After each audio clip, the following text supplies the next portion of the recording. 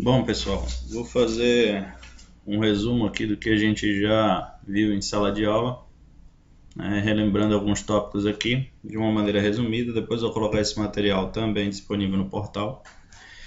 E na primeira e na segunda aula de fruticultura tropical, nós falamos sobre o planejamento e a instalação de pomares. E aqui eu fiz um resumo do material que nós vimos em sala para vocês não ficarem sem muito conteúdo disponível sobre o assunto. Já irem revisando, reforçando alguns tópicos e a gente tirando dúvidas no decorrer desses dias. Então, para a implantação de pomares, nós conversamos sobre fatores indispensáveis quando a gente pensa no planejamento, quando a gente parte para os fatores de produção. E aí eu elenquei algumas perguntas que vão balizar vocês na parte de estruturação desses pomares. O que vocês vão plantar inicialmente? Qual é o tipo de cultura que vai ser desenvolvida? Qual é o mercado que vocês estão tentando atingir com esse...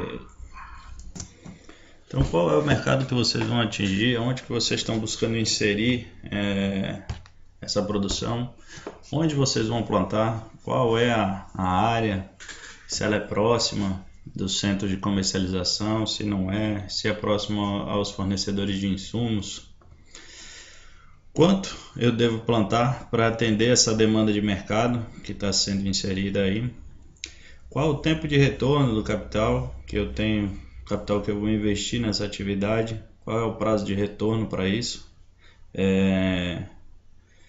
Essas condições de avaliação de capital são importantes porque talvez a inserção de toda um orçamento financeiro do produtor numa determinada cultura prenda ele ao ciclo da cultura e ele fique sem capital de giro para movimentar a propriedade, e acaba que inviabiliza com o longo do tempo, que ele vai adquirindo dívidas, ele não vai controlando e não vai quitando as dívidas emergenciais da propriedade, fica sem dinheiro para fazer movimentação e acaba entrando nas compras a prazo, que vai inviabilizar a manutenção desse sistema que ele está implantando dentro da propriedade.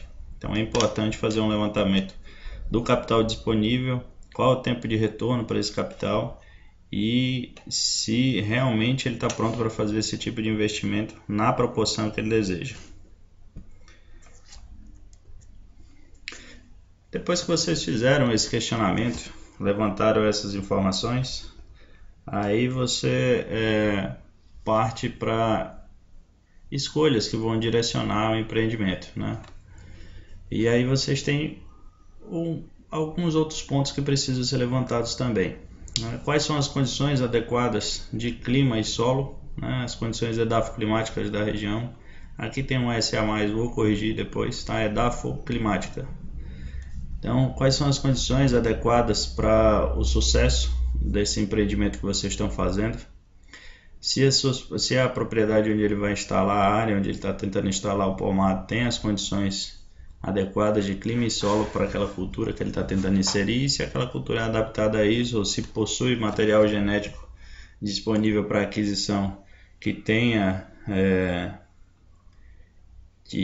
adaptação a essas condições climáticas.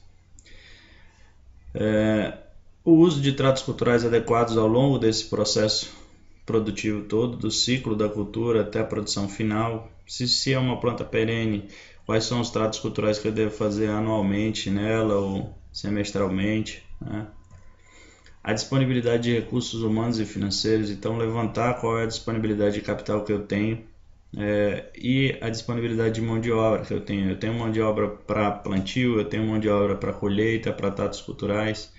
Então, as culturas, de uma maneira geral, de plantas frutíferas, precisam de tratos culturais constantes, Então, eu preciso ter recursos disponíveis, tanto humano quanto financeiro, para fazer isso. Se inseriu alguma praga, alguma doença no sistema, eu preciso ter disponibilidade de capital para eu comprar um produto que vai combater esse tipo de problema, E preciso de capital humano para fazer a aplicação desse produto. Quais são as condições de transporte e armazenamento que eu disponho dentro da propriedade depois que a cultura está estabelecida? Antes também, para levar os insumos necessários, né, para o transporte desse material. Se eu vou transportar mudas para o campo para fazer o plantio, se eu vou transportar insumos para dentro das áreas de plantio para fazer uma adubação de cobertura, né? E quais são as condições de transporte e armazenamento que eu tenho depois que eu colher esse material? Eu consigo escoar rápido essa produção ou eu consigo armazenar ele dentro da propriedade há algum tempo? É porque algumas frutíferas têm um tempo de prateleira pequeno, né? Então depois de colhida, o processo de amadurecimento dela é bem rápido. Então eu não posso perder muito tempo para levar esse material até o consumidor final ou a indústria que vai processar esse material.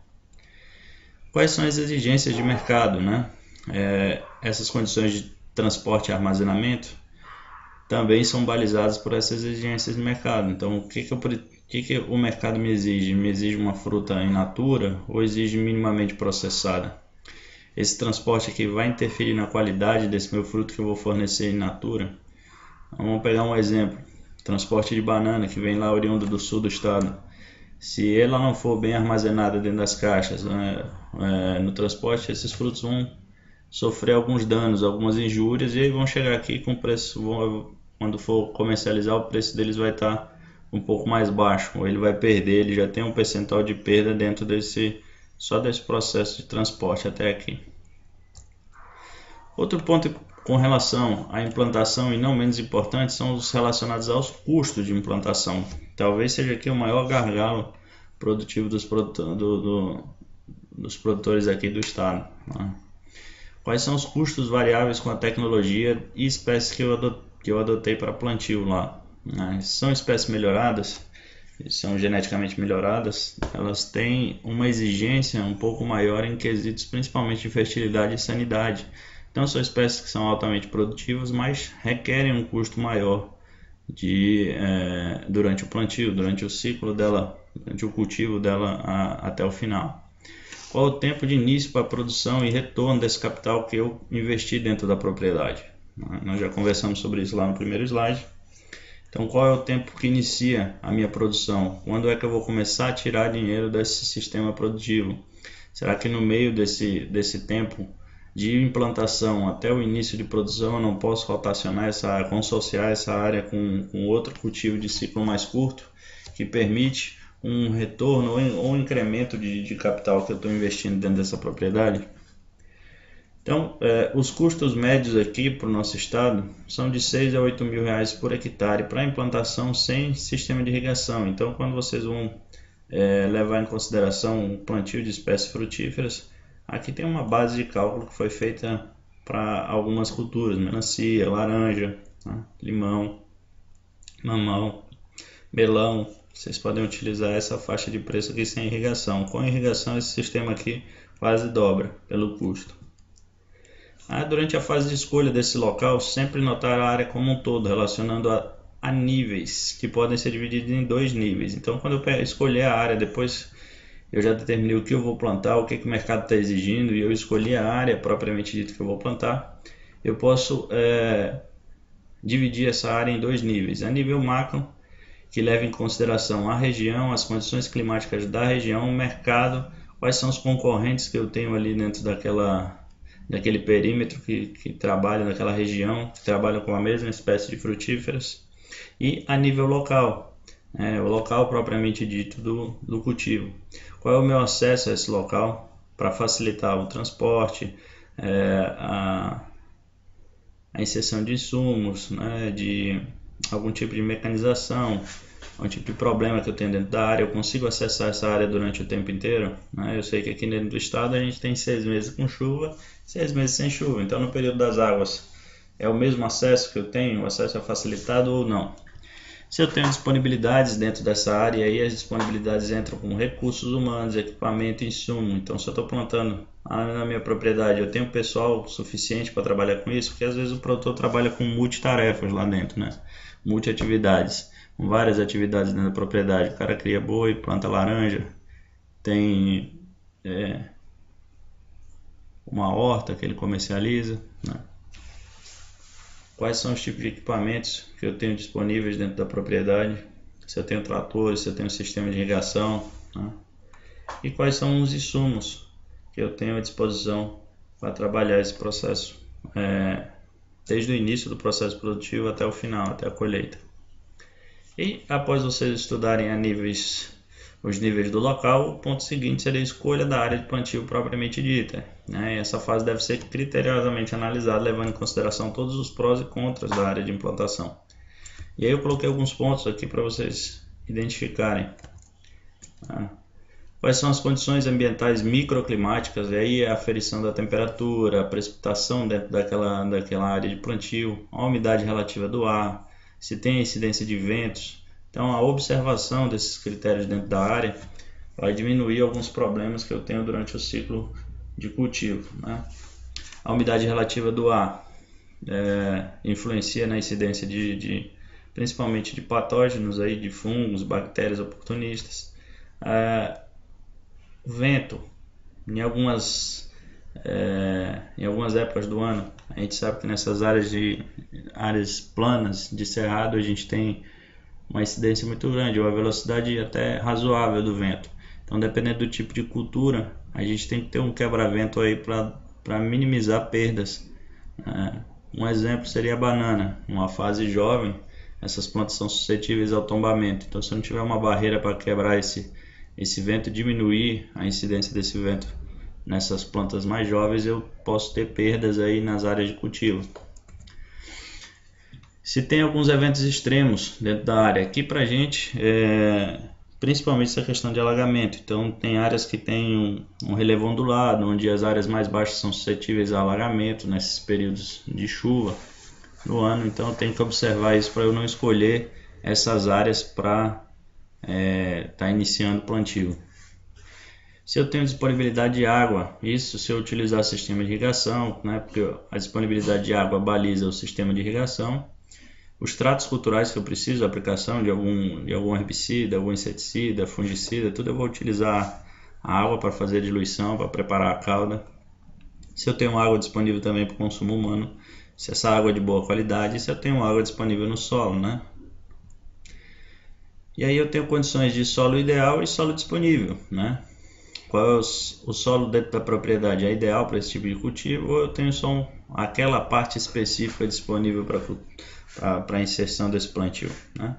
E aí eu vou estar trabalhando essas questões de preparação de solo, tanto em quesito físico como em quesito químico. Eu vou estar trabalhando esse solo, fazendo o preparo e posteriormente o manejo dele com o passar do tempo. Qual a minha topografia dessa área, né? Se o local é plano, se não for plano, se eu preciso usar curvas de níveis, aí eu tenho que ter implementos específicos para esse tipo de trabalho, né? E quais são as instalações que eu tenho para fazer o armazenamento do material que eu vou utilizar dentro dessas áreas. Se essas instalações são em consonância com o relevo que eu tenho, se elas não estão localizadas nas partes mais baixas, se essa instalação favorece o meu transporte de material para essa área, se eu tenho estradas disponíveis desde a instalação até a área de cultivo, e se eu tenho problemas fitossanitários, e aí a níveis regionais e locais. A gente sabe que tem algumas pragas em algumas determinadas áreas que inviabilizam o cultivo. A mosca da carambola no nosso estado já está em dispersão quase no estado inteiro. Então alguns tipos de cultivo precisam de um cuidado um pouco maior. E se eu tenho algum desses problemas a níveis locais do terreno, e aí eu posso fazer um estudo do histórico dessa área, né? Se eu já tive problemas com nematóides, se eu já tive problemas com fungos de solo, se eu já tive problema com alguma espécie que eu plantei e ela teve algum problema de vírus dentro da área. Então esses problemas devem ser levantados antes do plantio, né? A gente sabe que tem alguns patógenos que ficam presentes aí no ambiente por vários anos. Então se eu inserir alguma cultura ali, provavelmente eu vou ter um insucesso ou um custo maior para a manutenção desse cultivo com o passar do tempo, porque eu sei que vai ter problemas ali oriundos desses patógenos. Passando pela preparação do terreno, eu vou selecionar as espécies de cultivares que eu vou trabalhar. Então eu vou verificar algumas informações. Qual é o valor comercial que eu tenho dessas espécies e cultivares? Tanto o valor para adquirir, comprar essas mudas ou sementes, e o valor de mercado que eu tenho para comercializar. Essas espécies são aceitáveis? O mercado aceita esse tipo de produto final? Qual a época de amadurecimento desses frutos? Quando ele vai maturar? Qual é a forma de maturação? Quanto tempo ele demora para estar passar da parte imatura para matura? Se eu tenho disponibilidade de mudas, se eu vou trabalhar com mudas dentro da propriedade, um exemplo dos citros, se eu tenho garantia de fidelidade genética, né? Se é realmente aquela espécie que eu estou comprando, se eu tenho garantia produtiva disso, se realmente as plantas matrizes são realmente produtivas, e qual é a garantia fitossanitária que eu tenho, se ela não está trazendo algum problema já de doença desde da fase de muda e eu estou inserindo dentro da propriedade. Então por isso recomenda-se trabalhar com viveiros certificados quando você vai trabalhar com essa muda, né? Comprar espécies que venham que tenham um rigoroso controle nesses quesitos. Se eu vou trabalhar com espécies oriundas de enxertia, verificar se eu tenho compatibilidade entre esse enxerto e o porta-enxerto que eu estou trabalhando, né? Se eu tenho vigor, verificar o vigor dessas plantas, qual é o porte, verificando o vigor dessas plantas eu consigo balizar mais ou menos o porte que essa planta vai ficar e qual é o espaçamento ideal que eu tenho que deixar no plantio para não atrapalhar os tratos culturais, né?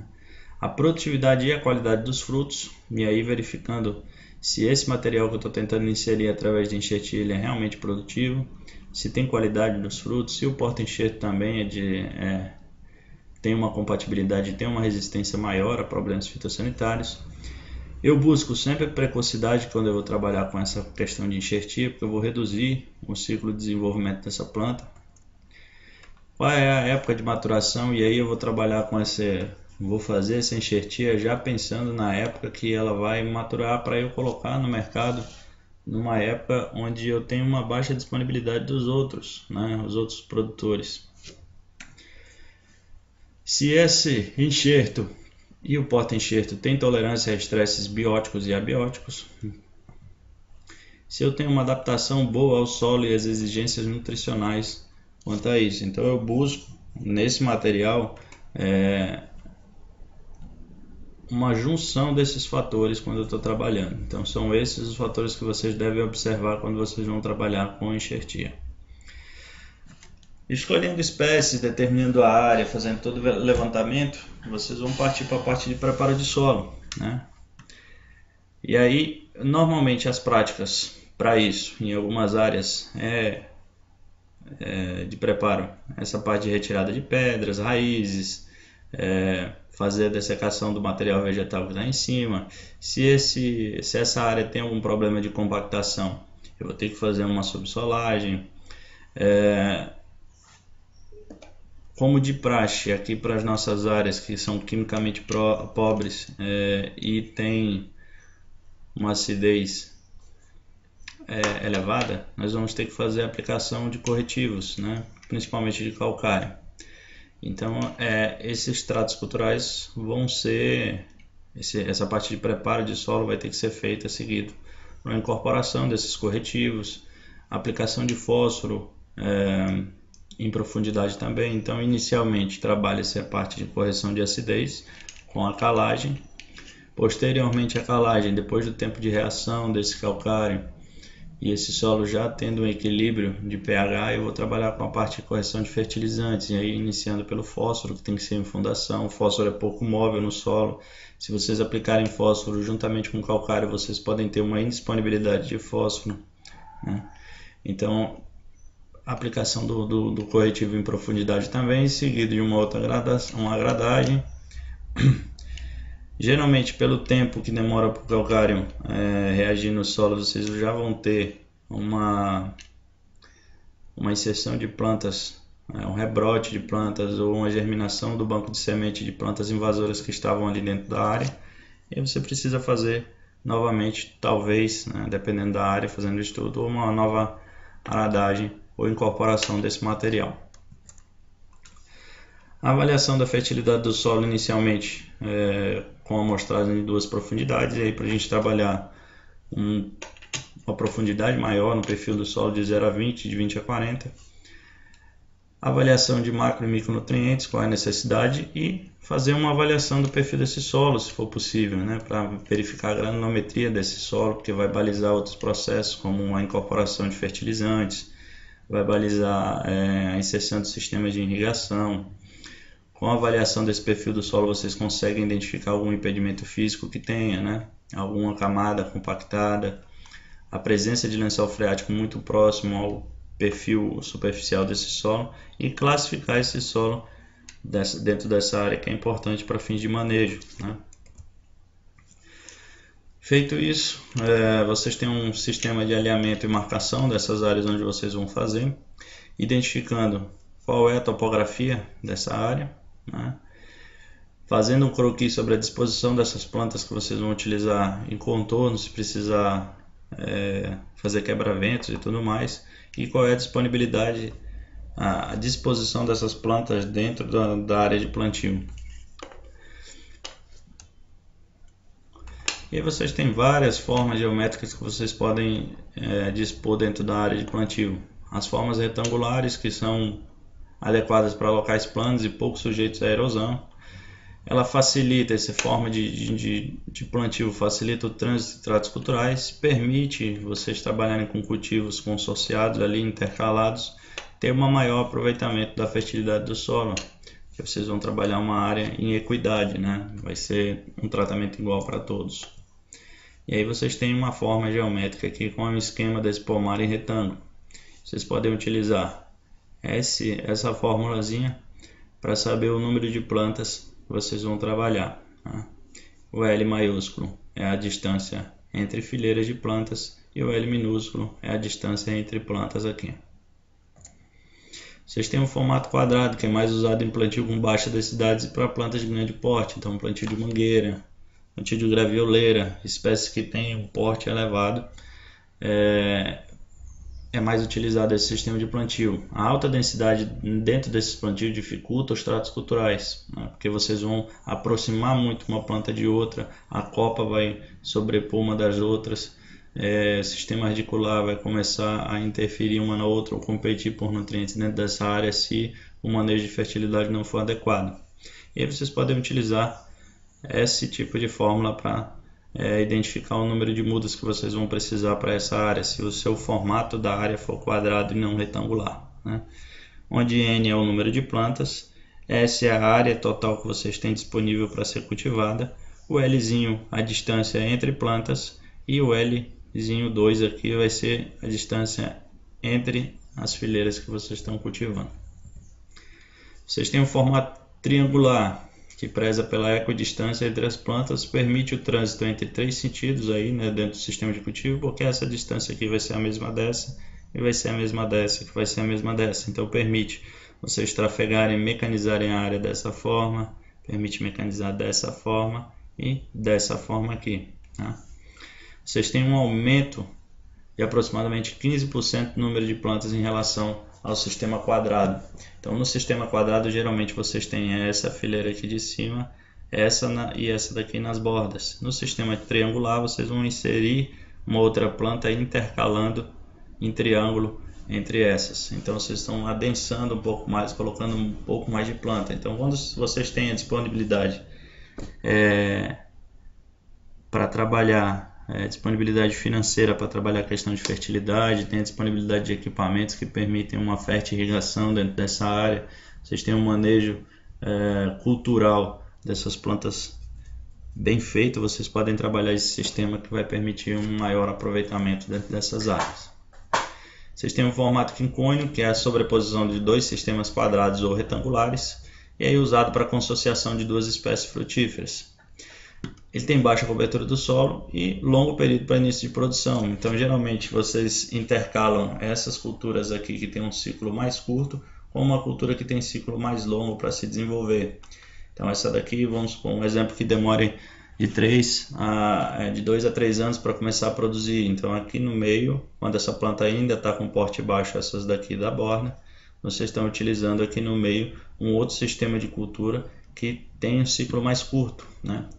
Com um plantio de citros aqui com um plantio de outra espécie, uma melancia que tem um ciclo de 90 dias, né? 90 a 120 dias, e o plantio de citros que demora até 2 anos, 2 anos e meio, até 3 para começar a ser produtivo.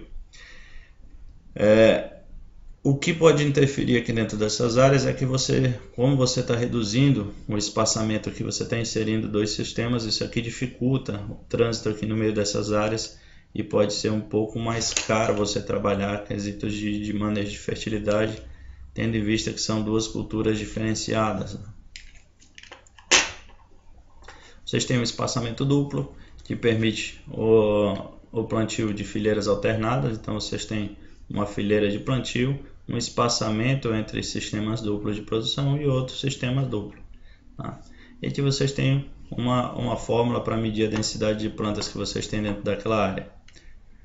A densidade de plantas vai ser a área que vocês têm plantada, dividido pela distância entre fileiras de sistema duplo, que é A, identificada por A, dividido por 2, mais a distância entre uma fileira de plantio e outra, B, dividido por 2, tá? Vezes o C, que é o espaçamento entre plantas de cultivo. Tá? E aí vocês podem ter também no formato triangular, trabalhando-se dessa forma. Então são variações do mesmo sistema de plantio. E aí como vocês vão dispor, depois que vocês já identificaram qual é o sistema de plantio, se é retangular, quadrado, como vocês vão dispor essas plantas no contorno de acordo com o contorno, na área de contorno desse solo, né? Observando aí principalmente o relevo. Nessas áreas de cerrado vocês têm um relevo relativamente plano, né? Menos de 5% de declive. Então vocês quase não vão estar trabalhando essa parte de curvas de níveis. Mas se vocês precisarem fazer, aí vocês vão ter que identificar quais são as curvas de níveis dessas áreas para vocês estarem trabalhando em cima desses terraços, né?